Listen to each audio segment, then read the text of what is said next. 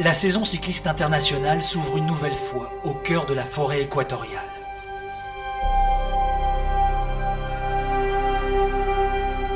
La tropicale Amissa Bongo s'élance de Bitam, dans la province du Wollo-Ntem. Et pour la 15e année, elle remplit encore l'un des objectifs qui ont justifié sa création, faire naître des vocations sur le continent africain. J'aime bien cette course, j'aime voir comment les Gabonais participent à cette course. Ça nous motive aussi, nous les jeunes. Peut-être dans quelques années, moi aussi, peut faire cette course, on ne sait jamais. Dieu seul sait.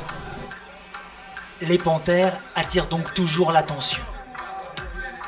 Notamment Guylain Ndong, qui n'a pas couru l'épreuve depuis 3 ans et qui a été retenu.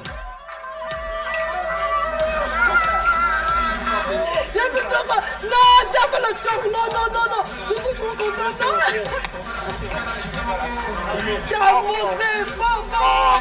C'est très content, je peux ne pas être content.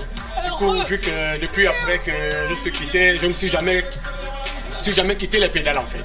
J'étais toujours en activité tous les jours, je n'ai jamais été découragé et voilà aujourd'hui, Dieu m'a reconduit au sein de cette équipe et je pense pour cette année que Dieu a un plan pour le Gabon et voilà, on fera d'autres meilleurs cette année. Ce n'est pas faire insulte aux Gabonais, mais ils sont loin d'être des favoris de la tropicale. Il faut plutôt regarder du côté des Rwandais, où Joseph Areruya, vainqueur il y a 2 ans, affiche un beau déhanché et une certaine confiance devant ses équipiers.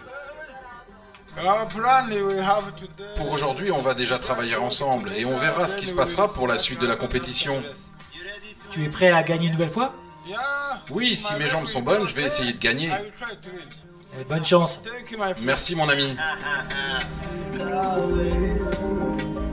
Mais il y a aussi l'Algérien Reguigui, toujours placé, jamais vainqueur, qui trouve un billet de 1000 juste au départ. Un signe certainement. 1000 francs gabonais. C'est bien, c'est un signe de bonne chose ça, non ? J'espère. Comme toujours, il faut compter avec les Érythréens. Ceux de l'équipe nationale, mais aussi ceux dispersés dans les équipes pro, comme le jeune Binyam Girmay, vainqueur d'une étape l'an dernier chez Nippo-Delco. Ou Nathanaël Beran, vainqueur de la tropicale chez Cofidis. Cofidis et Total Direct Energy sont les grands favoris de cette édition. Jean-René Bernaudot a engagé dans son équipe Lorenzo Manzin, 2e de l'épreuve et double vainqueur d'étape en 2019. Et il en aimerait bien encore un peu plus aujourd'hui. On est venu avec une bonne petite équipe, donc l'objectif ce sera de faire briller le maillot de Total Direct Energy. On est venu ici pour essayer de jouer le général et des victoires d'étape, donc moi je vais essayer de viser les étapes et ce serait bien de faire aussi bien que l'année dernière. Ouais, mais après on sait que la Missa c'est pas prévisible, donc cette première étape va être importante pour la suite de la course. Mais si ça arrive au sprint, ouais, je jouerai ma carte, je pense. La course est assez claire dans ses grandes lignes.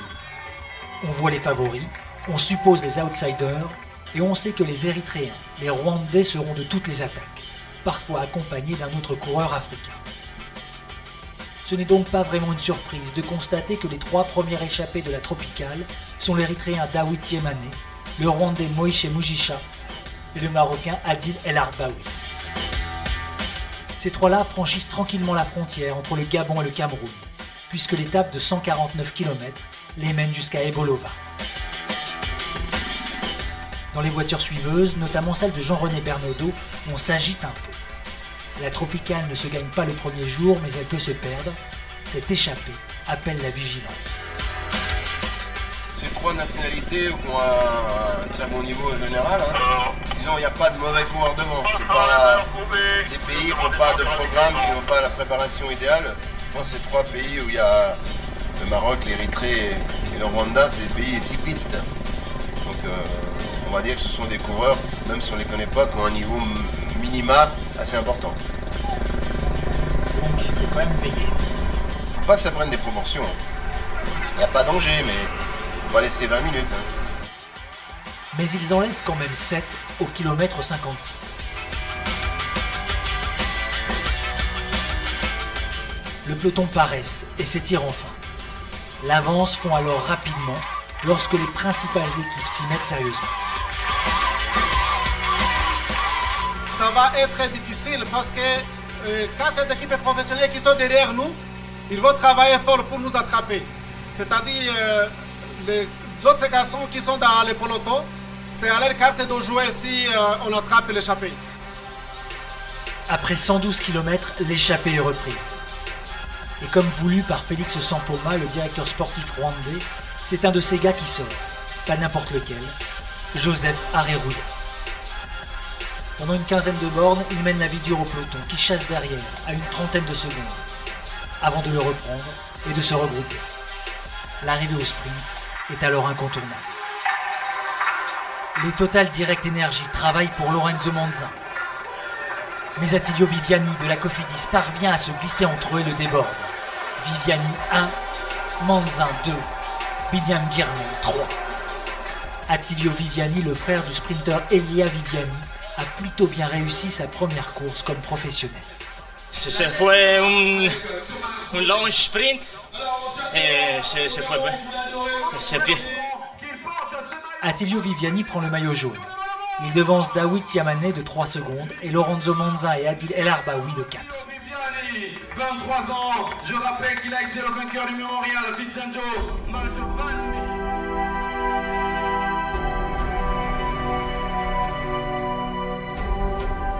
Bitam se réveille doucement dans le petit matin brumeux. Pour sa seconde étape, la Tropicale s'élance une nouvelle fois de la ville du nord du Gabon. Le marché prend vie bien avant l'arrivée des coureurs, qui ferait peut-être bien de songer aux produits de la brousse pour avoir les jambes plus légères. C'est le héros. Ça donne beaucoup d'énergie, c'est même leur médicament. Ça fait tout, ça donne le sang.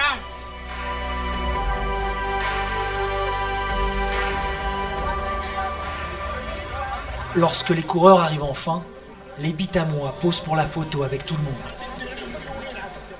Mais ils favorisent quand même les leurs. Les Panthères, bien sûr, mais aussi les Camerounais, dont la frontière est toute proche. C'est un monsieur qui marque tous les Africains. Nous sommes très fiers, plus précisément vu son meilleur classement qu'il a posé hier à l'arrivée à Ibolova. Pour nous, ça a été un très grand plaisir. Et nous tenons à le remercier grandement. Mais les plus avertis regardent du côté du Rwandais Joseph Areruya, qui s'est montré la veille. Des Érythréens Dawit Yemane, deuxième du général, ou du jeune Binyam Girmay, qui ne rêve que de victoire.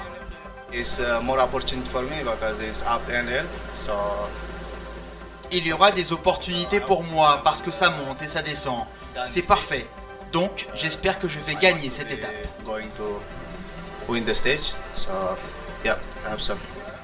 Lorenzo Manzin, lui, lorgne à la fois sur la victoire et le maillot jaune, qui est sur les épaules d'un autre, le jeune pro Attilio Viviani de la Cofidis. Une équipe déjà contente de son sort après la victoire d'hier, mais qui vise un peu plus haut, évidemment. Il y a possibilité d'en remettre dans l'escarcelle encore, une, voire deux, voire le général. Enfin bon, sans être trop gourmand, tout est possible. Et si tout est possible, on ne va pas se priver de rien. On va essayer de faire le maximum pour essayer encore aujourd'hui, par exemple, soit de gagner ou soit encore de garder le maillot. Les Cofidis vont-ils maîtriser la course ? Sur le bord de la route menant à Oyem, les enfants attendent de voir ça. Est-elle d'ailleurs seulement maîtrisable ? Une étape de 105 km à peine, l'essentiel des coureurs à 10 secondes du maillot jaune au général, potentiellement tout le monde peut le prendre. Et dès les premiers kilomètres, il est clair que ça va bouger dans tous les sens. Un groupe d'une douzaine de coureurs se constitue. Et pour Alain Deleuil de la Cofidis, ça sent le piège. 53. Il y a beaucoup trop de monde, les gars, devant. Il y a beaucoup trop de monde devant. Il faut qu'on s'implique vraiment parce que de toute façon, il va y avoir un enterrement de première classe avec des gars qui sont à 10 secondes du général. Il faut faire très attention. À partir de là, la course échappe à tout contrôle. Il y a des échappées dans lesquelles se trouve toujours le second au général, Dawit Yamane, qui court les bonifs. Mais il y a aussi des poursuivants. Et des poursuivants de poursuivants. Des intercalés. Mais surtout, il y a des perdants. Et pas des moindres. C'est l'enterrement. C'est l'enterrement. Le maillot jaune Attilio Viviani et Nathanaël Berané de la Cofidis. Lorenzo Manzin de Total Direct Energy. Joseph Areruya du Rwanda, Binyam Girmay de Nippodelco, tous piégés. Adieu le général.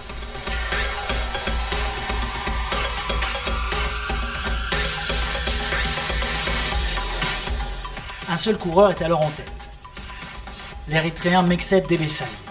Il a environ 45 secondes d'avance sur les premiers poursuivants. Mais c'est toujours plus que confus. Il y a toujours des groupes, des sous-groupes, personne ne comprend grand-chose à ce qui se passe. Alain Deleuil demande alors à son coureur le plus à l'avant de provoquer les regroupements derrière l'échappée pour y voir plus clair. Faut enterrer tout le monde, hein, on court mal là. Hein?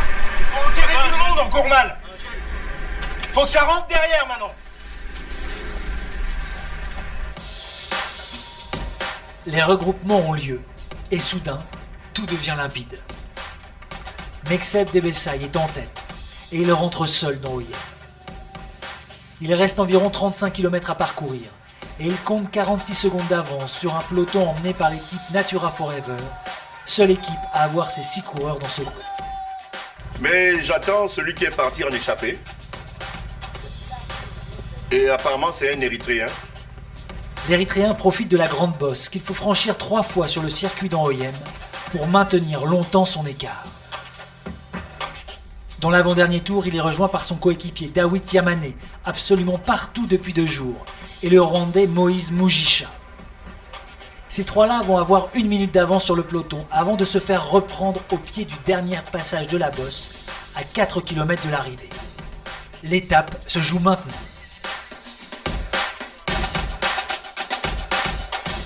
Allez, mettez vos couilles sur la table, les gars. Hein. Seulement, il va coincer. Allez, à 3, ça va aller, allez. À 3 km de l'arrivée, 3 hommes en tête. Le 23, le 104, le 104 et le 34.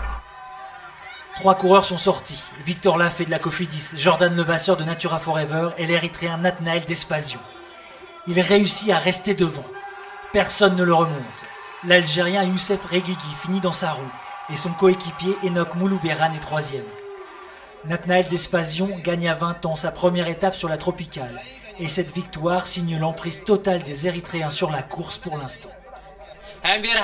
Je suis très content. Un grand merci à mes équipiers et à mon staff. Nos coureurs étaient actifs toute la journée. Ils sont restés en bonne position et ont contrôlé le groupe. C'était ça la clé. C'est la machine. Donc, à ce moment, frangin. Exactement 15 minutes et 32 secondes plus tard, le maillot jaune Viviani, Nathanaël Beran, Lorenzo Monzin et Joseph Areruya franchissent la ligne. Au classement général, 3 Érythréens sont aux 5 premières places. Surtout, Tesfazion est le nouveau maillot jaune. Mais son coéquipier Dawit Yamane est dans le même temps. Youssef Reguigui est 3e à 5 secondes, Moulouberan est 4e à 7 secondes, Emmanuel Morin de la Cofidis 5e à 9 secondes.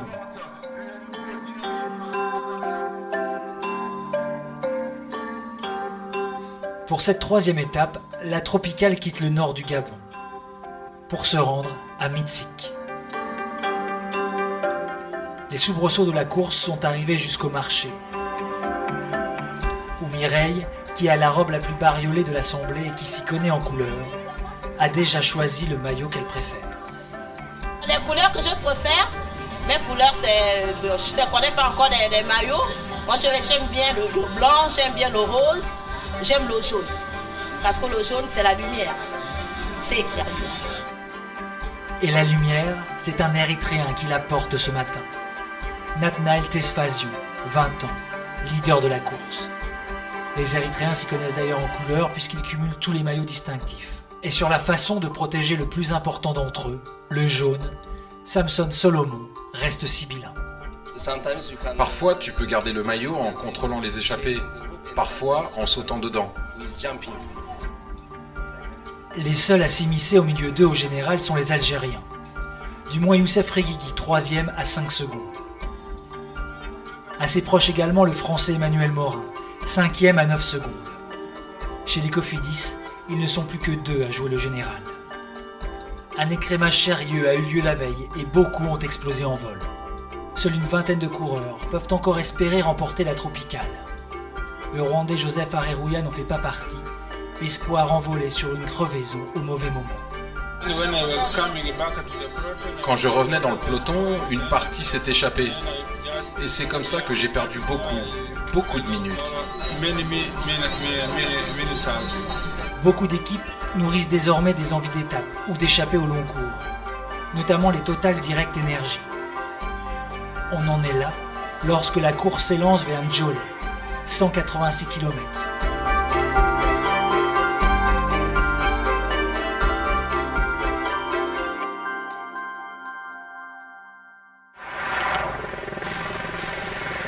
La course part sur des allures folles. Malgré la distance, il n'y a pas de temps mort entre ceux qui veulent s'échapper pour la journée et ceux qui veulent jouer les sprints de bonification, placés dans la première moitié du parcours. Cela donne naissance à une course vive, où les Érythréens parviennent à s'en tirer merveilleusement, puisque le maillot jaune vient grappiller de précieuses secondes lors de la première bonif. Joseph Areruya, lui, continue avec ses galères de crevaison. Il crève une première fois, puis une seconde alors qu'il était en train de rentrer dans le peloton. Il met un temps fou à revenir. Il faut dire que le peloton est lancé à un train infernal, 50 km avalés lors de la première heure. Ça ne se calme qu'après la deuxième bonif, où le maillot jaune prend encore 2 secondes. Après ça, le rythme diminue et une première échappée se forme. 5 hommes. Le Sud-Africain de la ProTouch, Hendrik Kruger, l'Algérien Nassim Saidi, le Burkinabé Souleymane Kone, Nathanaël Berané, l'Érythréen de Cofidis et le Rwandais Samuel Mugisha. Mais cette échappée est mal née. Kruger est trop proche au général. Et Félix Sampoma, le directeur sportif rwandais, n'y croit pas trop malgré les 2 minutes d'avance à la mi-course. Work together. Mukorane. Burkinabé, travaille.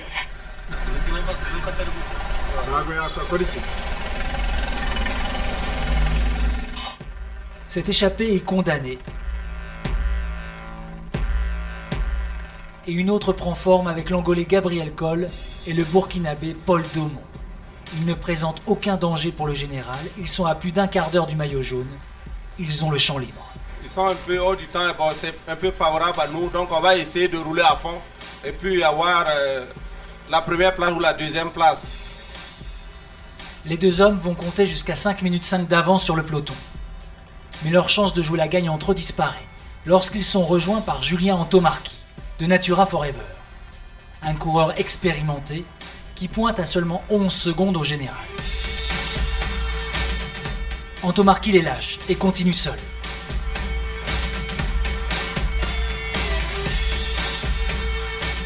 Il a 50 secondes d'avance à 20 km de l'arrivée, 30 secondes à 10 km, toujours 30 secondes à 5 km. Mais il est repris au pied d'une grosse montée qui mène à la ligne d'arrivée.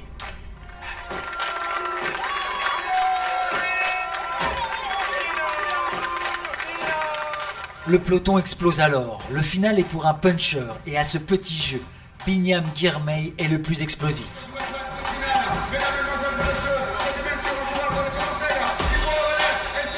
Il devance Jordan Levasseur et Emmanuel Morin. Le maillot jaune est 6e, Youssef Reguigui 12e.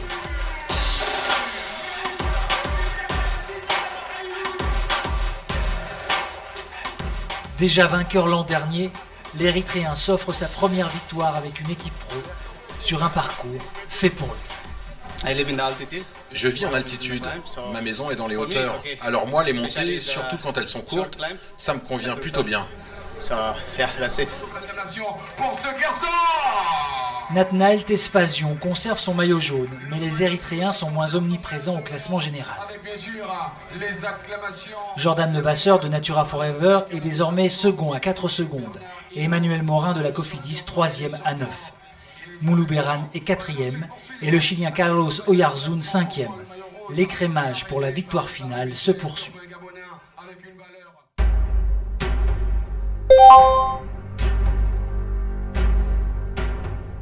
La tropicale longe alors l'Ogoué. Le majestueux fleuve qui forge l'identité du Gabon en fait sa fierté et traverse Lambaréné, départ de la 4e étape. Comme tout le monde, même s'ils n'en ont pas vraiment le temps, les cyclistes aiment paresser au bord du fleuve. Il y en a un qui lui jette à peine un regard, Nathanael Tespazio. Il a d'autres préoccupations en tête. Je veux garder le maillot jaune. L'Érythréen a gardé le maillot hier, mais la menace rôde. Jordan Levasseur de Natura Forever n'est qu'à 4 secondes et il compte bien prendre sa place. Je me concentre toujours sur les bonifications. Il y a un général à aller chercher dans un premier temps et puis après on verra, on refera un point déjà en cette fin de journée. Il y a aussi Emmanuel Morin et Victor Lafay des Cofidis qui sont en embuscade. Comme Jérémy Cabot et Damien Gaudin des Total Direct Energy ou l'Algérien Youssef Reguigui. La communauté japonaise de Lambaréné ne se préoccupe pas vraiment de ça. Elle rend visite à ses compatriotes de Nippo Delco. C'est loin au Japon, mais rencontre comme ça, c'est bien. C'est magnifique.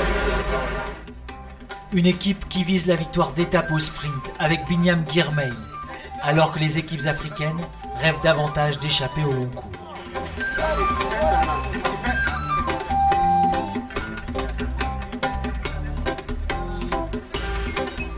Deux scénarios possibles s'affrontent donc au moment où la course s'élance de Lambaréné.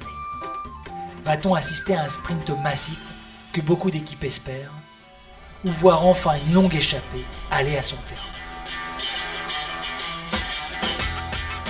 Dès les premiers kilomètres, comme chaque jour, ça part dans tous les sens. Les attaques se multiplient, mais aucune ne parvient encore à prendre le large. Il y a ceux qui veulent se placer pour les sprints de bonification, ceux qui veulent s'en aller, ceux qui ne savent pas ce qu'ils veulent, mais qui suivent les autres, on ne sait jamais. Comme si la course vivait d'elle-même, et que personne n'était capable de la contrôler.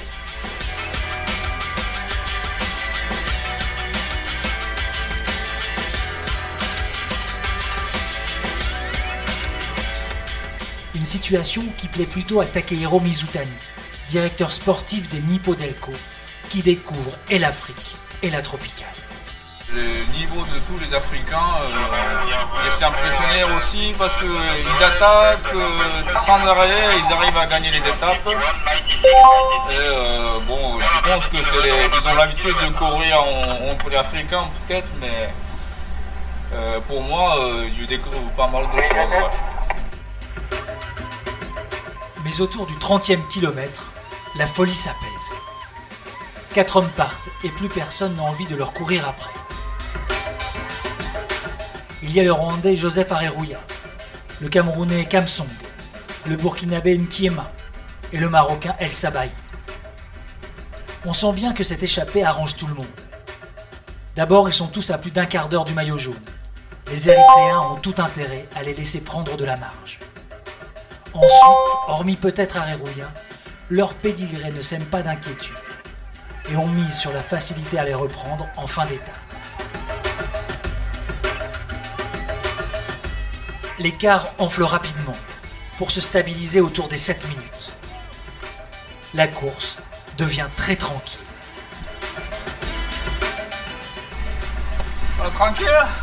Tranquille. On attend à la fin un peu pour chasser quoi. La course n'est alors plus rythmée que par des ambiances de bord de route. C'est mon bébé, oh,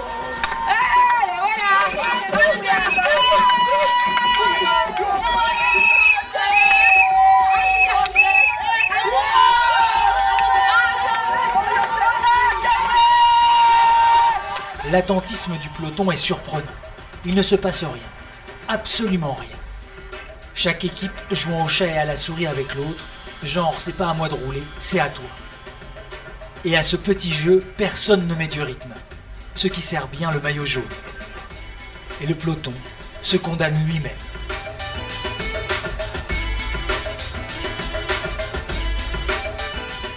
Qui c'est qui roule là? Tu peux me le dire s'il te plaît? Érythrée simplement. Ouais, donc s'il y a qu'Érythrée simplement, nous on laisse comme ça, hein, nous on bouge pas là. Si les autres équipes ne courent plus après, c'est fini, ouais. Devant Areruya, Kamzong, Nkiema et El Sabahi ont bien collaboré. Chacun a pris ses relais. Et chacun se sent assez fort pour régler le sprint à 4 qui s'annonce. Dans la voiture rwandaise, on est un peu stressé pour Areruya. Et on observe. À 600 mètres, ils sont toujours 4. Et c'est à ce moment qu'Areruya lance le sprint. Non. Ça c'est pas bien. Areruya lâche tout le monde. Seul Kamzong parvient à garder à peu près sa roue, à le remonter et à le dépasser d'un rien sur la ligne. Pour la première fois, un Camerounais gagne une étape de la tropicale. Pour la première fois, un coureur d'Afrique centrale s'impose au Gabon. Clovis Kamzong est fêté comme il se doit. Non, ça c'est bon. Non, les gars, c'est bon. C'est l'Afrique centrale qui gagne. Bravo à vous, les gars. Félicitations, c'est bien. Au général, c'est le statu quo. Tesfazion est toujours en jaune avec 4 secondes d'avance sur le Vasseur et 9 sur Morin. Une étape pour rien donc pour le général, mais pas pour l'histoire de la tropicale.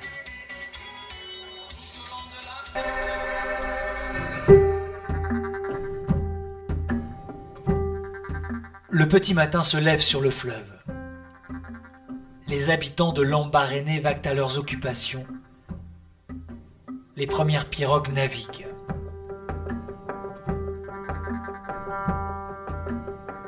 Et sur le départ de cette 5e étape, au bord de l'Ogoué, Clovis Kamzong cache derrière ses lunettes ses petits yeux qui traduisent sa nuit agitée. Clovis Kamzong, vainqueur hier sur la tropicale, héros de l'Afrique centrale et de toutes les nations qui ont bien du mal à exister face aux cyclistes européens professionnels et aux cadors continentaux. Aujourd'hui, j'ai presque pas dormi parce que toute la nuit, je pensais toujours à cette victoire. Parce que je pensais que c'était la plus belle victoire de ma carrière. Devant tout ce public, devant tous ces professionnels, vraiment, ça c'était une victoire exceptionnelle. Mais sa nuit a donc commencé par de la joie et par chambrer un peu. Tous les pays étaient dans la sauce aujourd'hui. Tout le monde. Rwanda dans la sauce. Ofisis dans la sauce. Eritrée dans la sauce. Jet Energy dans la sauce. Kipodango dans la sauce. Rwanda dans la sauce. Burkina dans la sauce. Algérie dans la sauce. Morocco dans la sauce. Burkina dans la sauce. Gabon dans la sauce. Victoire. Cameroun. Victoire.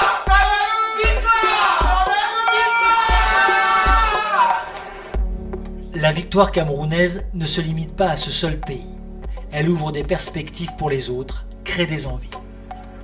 Le Burkinabé Abdoul Aziz Nkiema, échappé hier, pleure encore cette opportunité perdue d'une victoire historique. Mais la réussite de Clovis Kamzong lui donne aussi beaucoup d'espoir. Avec l'étape de Clovis, ça va motiver tout le monde. Ça va nous donner la confiance de se dire qu'on peut encore essayer de jouer l'étape. Et c'est pas encore fini les 3 étapes. L'Érythréen Nathanaël Tesfazion ne pense pas victoire d'étape. Il pense maillot jaune. Il le porte depuis 3 jours, mais ce maillot ne tient qu'à quelques secondes, 4 exactement. Le temps d'avance que Tesfazion a sur Jordan Levasseur de Natura Forever. Les Cofidis sont aussi en embuscade, comme les Total Direct Energy avec Jérémy Cabot et Damien Godin, ou l'Algérien Youssef Reguigui, qui apprécie le profil de l'étape et y voit sa dernière chance de revenir dans la course au maillot jaune. C'est une étape un peu nerveuse, donc on va voir est-ce qu'on peut changer le classement général ou non. Donc c'est, je pense, très important aujourd'hui parce que je pense que c'est la dernière chance pour le classement général. L'étape s'élance. C'est la plus courte de la tropicale, 82 km de Lambaréné à Bifoun. Il y a 2 sprints de bonification qui s'annoncent très disputés puisque le général se joue en quelques secondes. Et on imagine une étape vive et nerveuse, avec une arrivée groupée.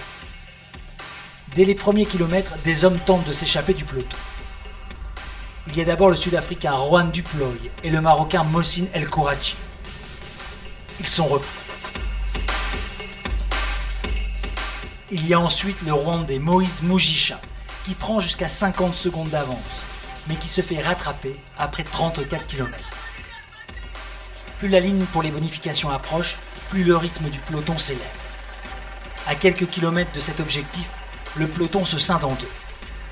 Dans la voiture de Natura Forever, on observe les manœuvres. Le peloton s'est cassé en deux, c'est scindé en deux, mais il y a beaucoup d'intérêt, donc ça va rouler, ça va rentrer. Pas de panique, pas de panique.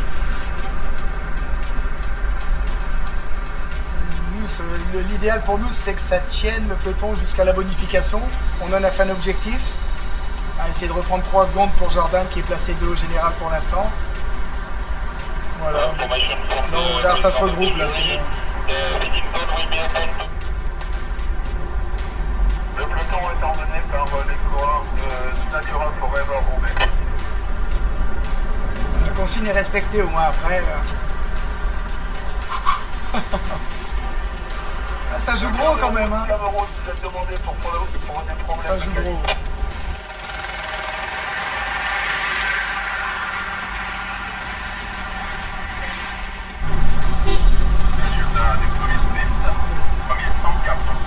C'est nous. De l'eau. Cabot, il est sorti là. Qui? Cabot. Ah putain. Il va contrer à Bonif. Normalement, on a pris la Bonif. Ouais, c'est bon. Mais lui, je sais pas, peut-être il fait une place aussi. Je sais pas, ouais. Mais Cabot, il a contré, c'est plus chiant ça. Jordan Levasseur a remporté le sprint de bonification. Mais 2 coureurs ont contré, et pas n'importe lesquels. Jérémy Cabot et Carlos Oyarzún. Le premier est à 15 secondes au général, le second à 14 secondes. L'intérêt, il y a 14 secondes au général, c'est 2 mecs qui sont bien placés. Situation moyenne, mitigée, parce qu'il y a quand même 2 bons coureurs qui ont contré là. Et 2 bons rouleurs. Jérémy Cabot et Carlos Oyarzún collaborent bien. Ils ont tous les deux intérêt à aller au bout et à se jouer la victoire d'étape et le maillot jaune entre eux. Ils creusent rapidement un écart important, 1 minute 15 après 51 km. Ils sont les leaders virtuels de la tropicale et il faut que le peloton réagisse vite et s'organise pour revenir sur eux. Les Natura Forever roulent, les Érythréens roulent, les Nippo-Delco roulent.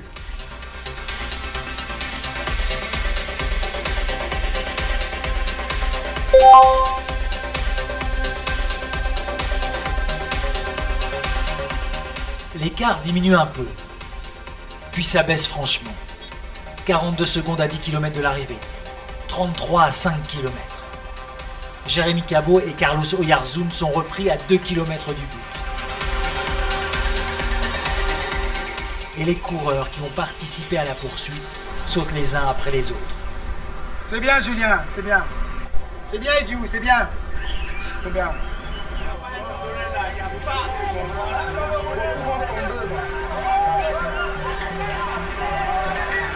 Un sprint massif va donc départager tout le monde. L'Algérien Youssef Reguigui est alors emmené par Yassine Hamza.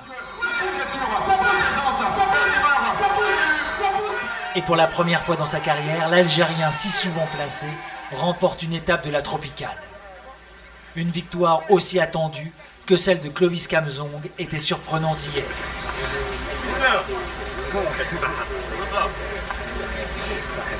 Ça fait 4 ans j'ai fait le tropical. J'étais toujours 2e, 3e dans les étapes, mais donc j'ai la chance cette année pour gagner une étape. J'espère une autre étape dans les derniers jours. On assiste là à la 4e victoire africaine en 5 étapes. C'est du jamais vu sur la tropicale. Au classement général, Nathanaël Tesfazion n'a plus que 2 secondes d'avance sur Jordan Levasseur et 6 sur Emmanuel Morin. Youssef Reguigui est le grand bénéficiaire de la journée. Le sprinter algérien est désormais 4e à 10 secondes. L'Érythréen Moulou Beran est 5e.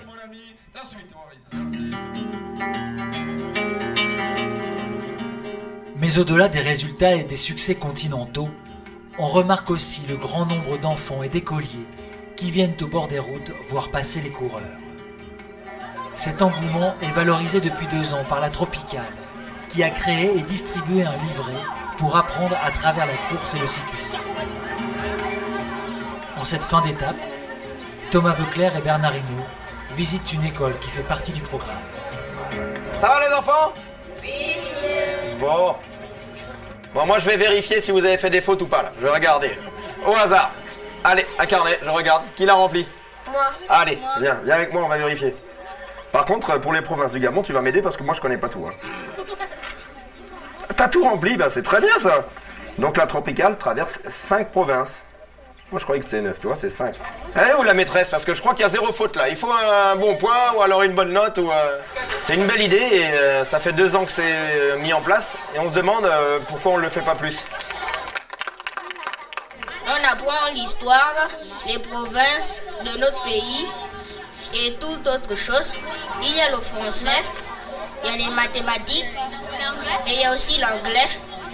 Les enfants qu'on va visiter dans leur classe aujourd'hui, peut-être qu'ils ne connaissent pas les coureurs de leur nom, leur appellation, alors qu'il y a des très grands coureurs dans le peloton, mais c'est pas l'essentiel.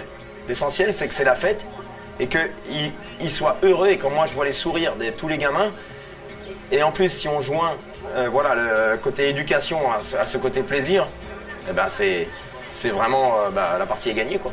Les objectifs sont remplis, au-delà du sport. Toi, t'es un bon prof, toi? Ben oui, mais j'arrive avec les autres, mais pas avec les 3 miens. Ils m'écoutent pas. C'est quoi la plus grande course dans le monde? En Afrique, c'est la Tropicale, mais dans le monde entier, c'est quoi la plus grande course? Le Tour de France. Eh ben lui, il a gagné 5 fois.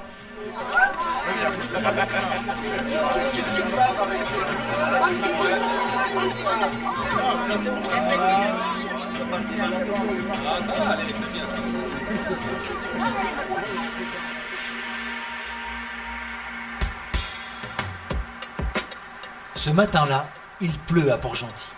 Une belle pluie, bien dense, pour accueillir l'étape de la Tropicale.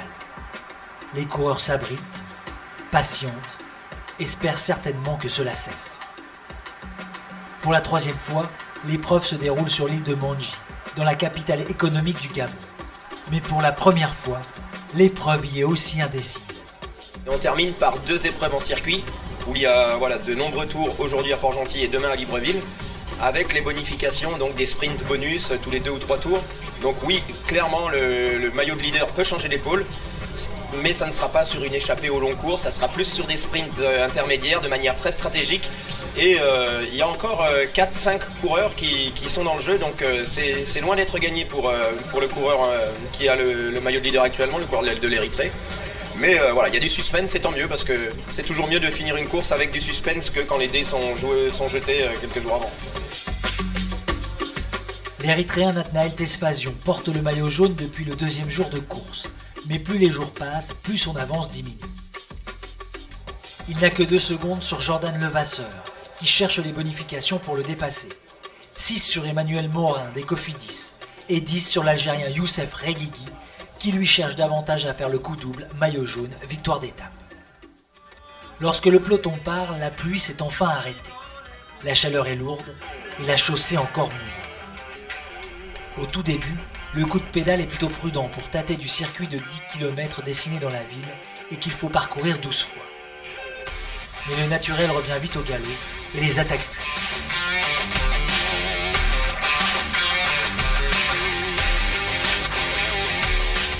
Le Rwandais Nzafash Wanayo et le Marocain Kouraji prennent un peu le large. Mais la route n'est pas encore tout à fait sèche et le Rwandais chute. Le début de l'hécatombe pour cette équipe.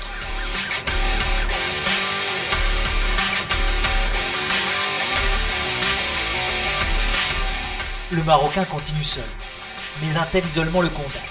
Il est repris.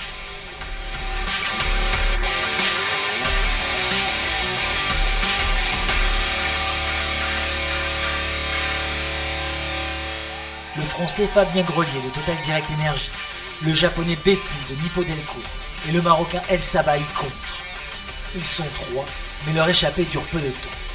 Le premier sprint intermédiaire intéresse trop de monde pour que le peloton n'arrive pas groupé.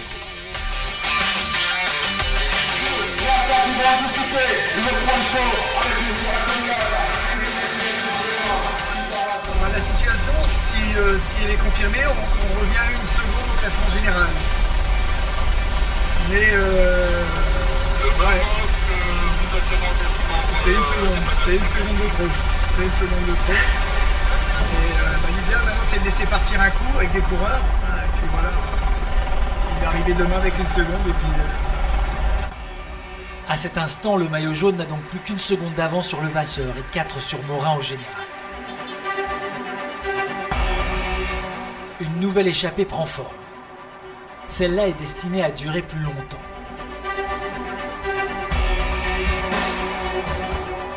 Il y a le rouleur de Total Direct Energy, Damien Gaudin, l'Angolais Antonio Dario et l'Ivoirien Isiaka Cissé.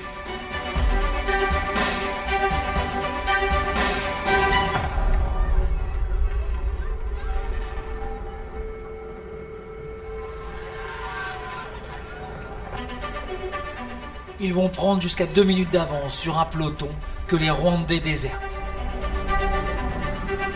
Moïse Mugisha et Didier Munyaneza ont déjà abandonné et commentent l'échappée.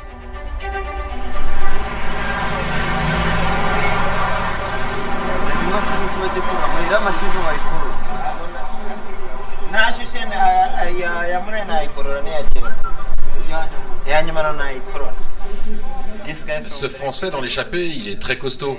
Il a mis le grand braquet. Et moi, je lui demandais, s'il était dans l'échappée, est-ce qu'il pourrait emmener un tel braquet? Parce que moi, je ne peux pas.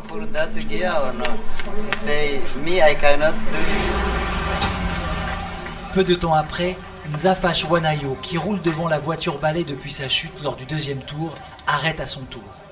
La moitié de l'équipe rwandaise est hors course et ces chutes excitent la curiosité des spectateurs. Ouais, il a chuté. On va pas de protection. Il a l'habitude de chuter? Oui, c'est un ambassadeur. Hein. Il a l'habitude de chuter. Donc c'est pas un favori en tant que tel. Pendant environ 7 tours et 70 km, la situation ne bouge pas. Les 3 échappés tiennent tête au peloton. Et la présence à l'avant de l'Ivoirien Cissé plaît au public.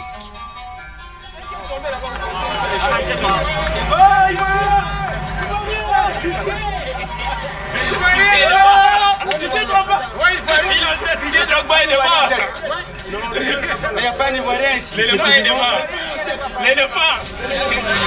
L'éléphant arrive à la tête de la course. Il y a donc les supporters des éléphants et celui des étalons. Les Burkina Faso, les étalons des Burkina Faso. Les Toumani Ouidrawago. Les étalons des Burkina Faso. Ils ne sont pas derniers, ça veut dire qu'ils ont encore la chance de gagner. C'est la dernière étape qui compte. C'est pas le premier, le deuxième ou le troisième. C'est la dernière étape qui compte. L'essentiel, c'est être juste au L'essentiel, c'est être parmi les meilleurs. C'est ça, parmi les meilleurs. C'est le premier des perdants, c'est pas un problème. Ouais, l'essentiel.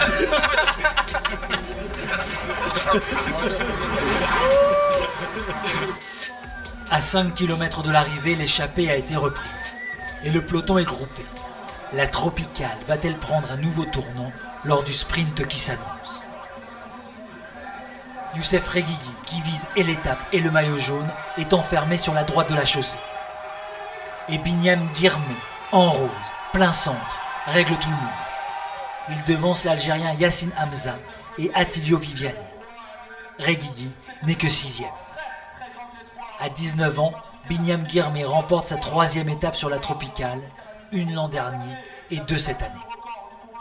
Au classement général, les positions ne changent pas, mais les poursuivants du maillot jaune Nathanaël Tesfazion grignotent leur retard. Levasseur n'a qu'1 seconde, Morin 4, Reguigui est toujours à 10. La Tropicale se joue demain, elle sera indécise jusqu'au bout. Porto Vendo. Départ de la 7e et dernière étape de la Tropicale. Les mécanos font les derniers réglages. La chaleur est étouffante, mais pas autant que le suspense et l'incertitude pour connaître l'identité du vainqueur. L'Érythréen Nathanaël Tesfazion porte le maillot jaune depuis 5 jours, mais il n'a qu'1 seconde d'avance sur Jordan Levasseur de Natura Forever. 4 sur Emmanuel Morin de la Cofidis et 10 sur l'Algérien Youssef Reguigui.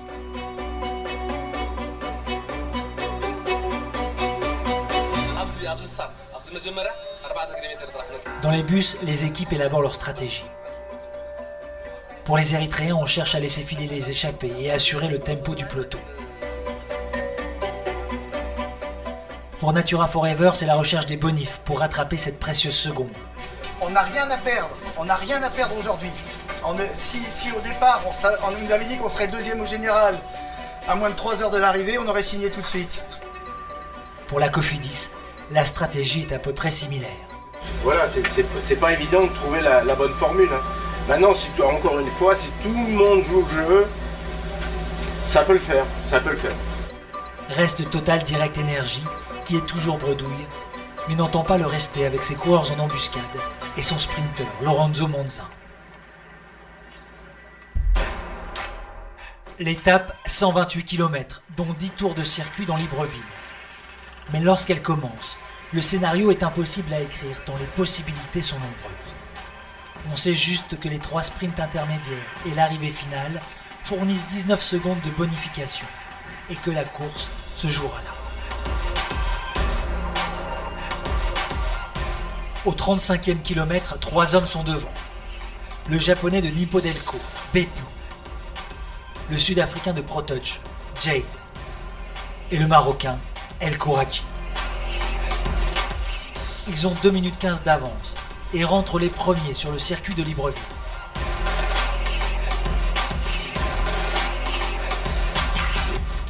Ils maintiennent même leur avance jusqu'au premier sprint de bonification, ce qui arrange bien les Érythréens. Le maillot jaune est toujours sur les épaules de Tesfazion. Au kilomètre 97, le peloton se regroupe, mais une nouvelle échappée voit le jour. 7 coureurs. Les équipes qui chassent le général sont toutes représentées. Là encore, la situation fait le jeu des Érythréens, mais pas celui de Natura Forever, qui mise sur les sprints de bonification pour prendre le maillot jaune. 7 hommes en tête, comme on vient d'entendre, et c'est pas le scénario idéal pour nous. Hein. On va encore passer, la deuxième bonification va se passer, et puis et là ça a l'air de temporiser au niveau du peloton, une trentaine de secondes d'avance. Là je vois qu'on prend en main la course, mais on prend en main la course pour Jordan. Apparemment, on a un homme devant, mais c'est pas celui qui aurait fallu. C'est la course, hein. C'est une course de mouvement là maintenant. Hein. Les Natura Forever et les Cofidis vissent. Le peloton vole en éclats et les échappés sont repris. Il reste 2 km avant le dernier sprint de bonification. Ça peut se jouer là. Ça peut se jouer là.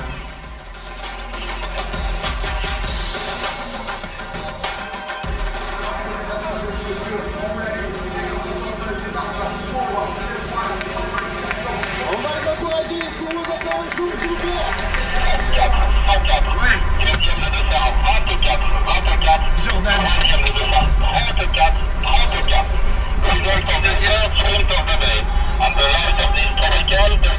Putain. Normalement c'est bon. Allez, les deux maintenant. Les deux pendant du tour de sujet l'écran. 84, 61.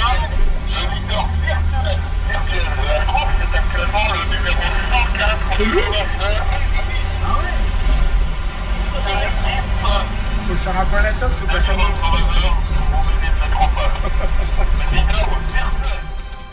Le Vasseur vient de prendre le maillot jaune pour 1 seconde. Tesfazion est 2e, Morin 3e. Un mec qui avait la chiasse, c'est pas mal. Il va mieux. Oui.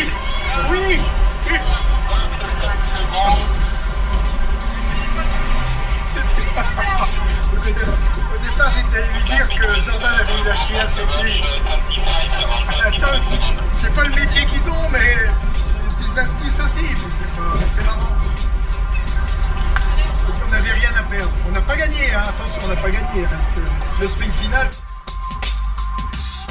Et le sprint final va sauver l'équipe Total Direct Energy.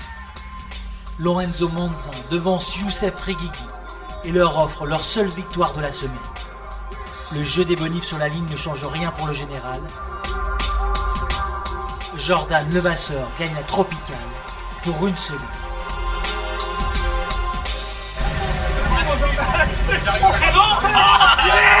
Yes! Yes! C'est bon, putain! Je suis pas arrivé là en forme exceptionnelle, même si ça allait vraiment très bien. Et ils sont vraiment ils sont incroyables, ils font vraiment des courses offensives. Ça s'est vu le mardi justement, moi je me suis retrouvé avec l'Érythréen justement. Donc ouais, c'est vraiment de bons coureurs et puis vraiment une belle course et à refaire tout simplement. Nathanaël Tesfazion est abattu. Au classement final, Jordan Levasseur devance donc Nathanaël Tesfazion et Emmanuel Morin. Et même si l'Érythréen abandonne son maillot jaune au dernier instant, la tropicale n'a jamais été autant dominée par les Africains. En témoignent les 5 victoires d'étape continentale sur les 7 courus, ou les différents maillots distinctifs. Binyam Girmay, 19 ans, classement par points. Dawit Yamane, 22 ans, meilleur grimpeur.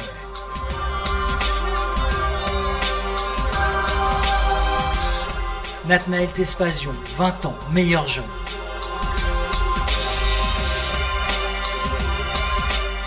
Le classement par équipe pour les Rwandais avec 2 coureurs de moins de 20 ans. Preuve que l'avenir est plutôt radieux pour le cyclisme africain. Après 15 éditions, la tropicale a largement dépassé ses ambitions d'origine.